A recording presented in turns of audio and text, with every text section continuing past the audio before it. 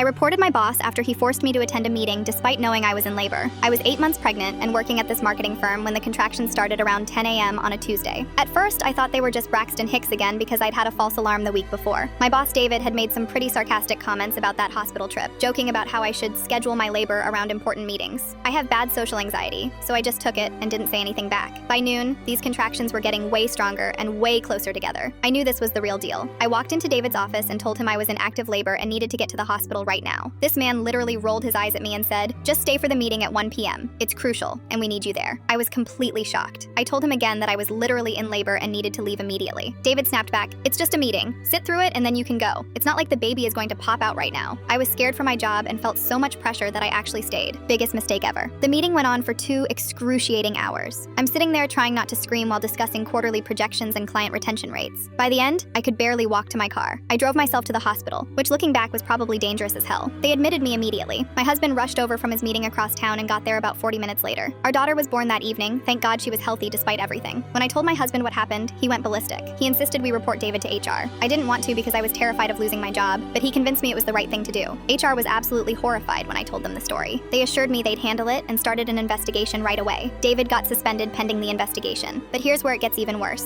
During the investigation, HR found out that while I was literally giving birth, David had sent an email to the entire office complaining about my lack of commitment and making fun of me for overreacting. He actually wrote that I was using my pregnancy as an excuse to get out of work. The man was trashing me to my coworkers while I was in the delivery room. Once word got out about the investigation, my coworkers turned on me completely. They started saying I overreacted and should have just sucked it up for the company. I got messages and emails saying I ruined David's career and that he was just doing his job under pressure. One coworker actually told me I should have toughed it out like his wife did during her pregnancy. The interim manager they brought in to replace David made it crystal clear he resented what I did. When I came back from maternity leave, work became a nightmare. People would stop talking when I walked by, give me dirty looks, and whisper about me. During lunch, I'd sit alone because nobody wanted to be seen with the troublemaker. It was like being back in high school. I started dreading going to work every single day. The hostility was overwhelming. I'd cry in the bathroom stalls when someone made a snide comment, and I'd come home crying most nights. The worst part was I started getting mad at my husband for convincing me to report it, even though I knew deep down he was right. He never got upset when I lashed out at him, which made me feel even worse. He kept telling me I should complain about the hostile work environment, but I was terrified of making things worse. He finally said he couldn't watch me go through this anymore, and suggested I just quit because seeing me like this was killing him too. The whole thing made those first few weeks with my newborn daughter so much harder than they should have been. Instead of enjoying this amazing time, I was constantly second-guessing myself and feeling guilty. Being postpartum and dealing with all those hormones while facing this workplace nightmare was brutal. But you know what? Looking back, I'm glad I reported him. What David did was completely unacceptable and dangerous. No woman should ever be forced to choose between her job and her baby's safety. The fact that my coworkers couldn't see that says way more about them than it does about me. I ended up leaving that job a few months later and found something way better,